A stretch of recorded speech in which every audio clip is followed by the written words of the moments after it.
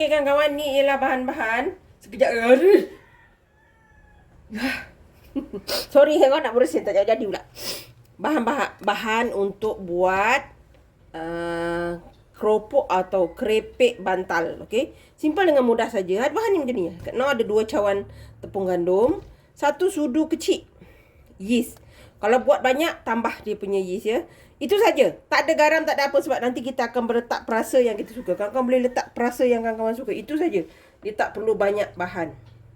Air secukupnya. Kita guna ni dalam 1 gelas ni. Kita guna sikit-sikit ya. Hanya ada tepung dan yeast dan air. 3 bahan tu akan menjadikan satu kerepek. Ada daun pula dah. Daun kari. Mana pula datang ni. Okey. Ni kita masukkan sikit-sikit ya. Sebab kita nak buat adunan dia. Jangan terlalu lembik sangat. Macam kari pap tak boleh. Dia kena agak sedikit keras. Ya. Cukup dia setakat jadi macam tu saja. Dia sepatutnya ada mesin. Macam mesin Kak Noh punya mesin dulu. Kak Noh terlupa nak simpan elok-elok. Kena air hujan dengan kawan berkarat langsung tak boleh guna. Kak Noh lupa sepatutnya disimpan. Kita sapukan minyak macam tu. Tapi itulah. Ni Kak Noh hanya guna bahan yang ada saja. Kak Noh guna pegilit saja. Kita gilit nipis-nipis dan kita potong. Okey. Ni. Dia tak boleh air yang terlampau banyak. Cukup setakat dia merata. Agak adunan tu agak sedikit keras ya. Okey, ni kita uli dulu. Kak Noh tunjuk nanti adunan yang kita nak. Ini dia hasil dia kawan-kawan. Adunan yang kita nak. Nampak tak dia keras? Dia keras macam ni ya. Nanti kita uli dia elok. Air yang Kak Noh guna dari 1 cawan lagi masih ada. Maknanya kita guna sikit je. Okey. Sekarang ni kita nak bentukkan dia. Kita akan canai dia nipis-nipis yang boleh ya. Ni kawan-kawan, kita giling. Dia kalau pakai mesin tu dia lagi nipis ya. Lagi nipis lagi bagus. Tapi sebabkan tak ada. Dan misalnya kawan-kawan pun tak ada. Jadi kawan-kawan ada pilihan ya. Tapi agak kerja berat sikit lah. Nak bagi nipis dia betul-betul. Ni. Kita nipiskan. Dan kita akan potong petak-petak tau.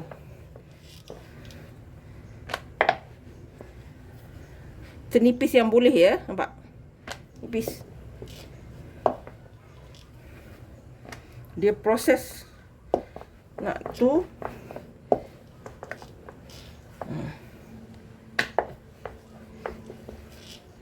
Agak makan masa sikit lah. Kalau yang ada mesin silakan. Lagi senang. Mesin 2-3 kali sampai yang paling nipis kan kawan nak. Kak Noh bagi kawan-kawan yang tak ada mesin masih boleh buat. Yang nak buat kuih depa wali ke tak lama lagi kan. Kudapan-kudapan. Ya.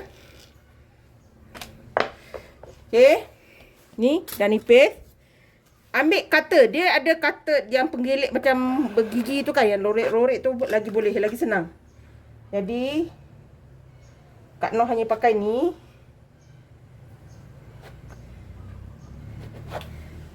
Kita potong. Ni sebab bahagian yang tak cantik kan. Tapi takkan kita nak buang. Jadi kita ambil sahaja. Nampak ni. Yang ni cantik lah. Kita tak nak pakai bergigi pun boleh. Tapi kalau ikut resep asal dia guna yang bergigi macam tu. Perasa ikut suka kawan-kawan. Yang nak keju boleh. Yang nak perasa ayam boleh. Kak Noh mana perasa yang ada je lah. Macam ni. Oi lalat. Tolong. Okey. Kak Noh tunjuk sekali je lah. Mana kawan-kawan dah tahu kan. Okay, dia jadi macam ni Dia nipis macam ni lah. Okey, kita buat semua ni sampai habis baru kita goreng ya. InsyaAllah dia tak akan melekat sesama mereka. Kawan ni dah siap nampak? Ni dia. Jangan risau dia tak akan melekat sesama dia ya. Okey je sebab kita keringkan. Adunan kita ni kering. Okey. Untuk goreng dia, kita kena betul-betul panaskan minyak. Lepas tu kita kacau-kacau supaya dia sepatutnya dia jadi elok tu, dia akan kembung. Dia akan menggelembung macam tu baru betul, ya. Kita tengoklah macam mana nanti. Tapi pastikan minyak betul-betul panas. Jom kita goreng. Okey kawan-kawan, minyak dah panas. Kita taburkan. Jangan banyak-banyak ya, sebab kita nak dia kembang. Okey, dia sepatutnya gebu. Dia mengembung. Dia kalau kembung maknanya dia jadi. Nampak tak? Dia gelembung-gelembung macam ni. Nampak ni? Nampak ni? Untuk kita buat, kita gorengkan dia garing-garing. Bila dia gelembung macam ni, dia dah gelembung, baru kawan-kawan kawal api. Sederhana sebab kita nak dia garing, ya. Dan warna dia keperangan kawan-kawan. Pastikan dia menggelembung, ya. Dia menggelembung elok, nampak tak? Dia nampak ni, macam bantal. Nampak? Macam tu, ya. Minyak dia kena panas. Dan kita goreng juga. Mula-mula kena panas. Kalau tak, dia tak gelembung. Okey, kita goreng ni sampai dia warna keperangan. Kudapan yang murah tapi sedap, insya-Allah. Perasa ikut suka kawan-kawan. Kawan-kawan nak sira boleh, nak letak yang belada boleh, yang berempah boleh, yang cheese boleh, original pun boleh. Okey. Ni kita biarkan dia sampai warna keperangan. Alhamdulillah kawan-kawan, nampak ni. Warna dah keperangan, cantik, berbantal elok. Bantal kita boleh buat tidur lah. Ya. Okay, kita angkat, kita goreng yang seterusnya, ya. Ni dia kawan-kawan, gorengan yang terakhir. Alhamdulillah. Nak tahu dia masak ke tak? Tengok, dia dah tak ada berbuih-buih. Maknanya dia dah masak. Rangup dia tadi sambil-sambil Kak Noh goreng tadi.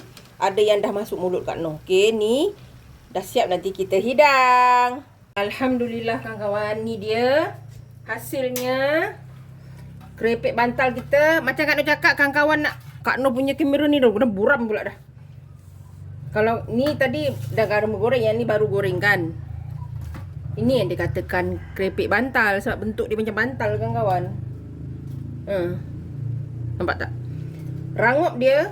Kawan-kawan tak payah ragu-ragu. Bismillahirrahmanirrahim.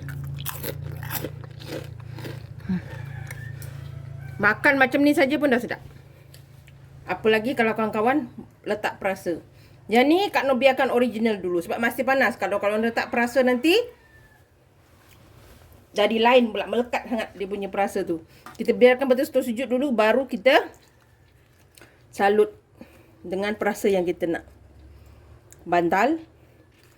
Okey, simple dengan mudah. Kawan-kawan boleh cuba.